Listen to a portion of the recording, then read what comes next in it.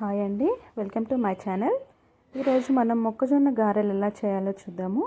ఇక్కడ నేను 3 మొక్కజొన్న కంకులు తీసుకుంటున్నాను. మొక్కజొన్న కంకుల నుంచి గింజలు వేరు చేసిన తర్వాత ఒక మిక్సీ జార్లోకి తీసుకోవాలి. దానిలోకి 5 నుంచి 6 పచ్చిమిర్చి, వెల్లుల్లి, కొంచెం జీలకర్ర మరియు 3 మిరియాలు వేసుకొని మొత్తం మెత్తగా గ్రైండ్ చేసుకోవాలి. దీనిలో ఉల్లిగడ్డ మరియు కొంచెం కొత్తిమీర, దాంతోపాటు కరివేపాకు కూడా తీసుకోవాలి మరియు ఇంగువ కూడా యాడ్ చేసుకోవాలి.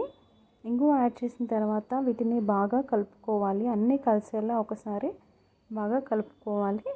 మొక్కజొన్నలు కొంచెం లేతగా ఉంటే బాగుంటుందండి.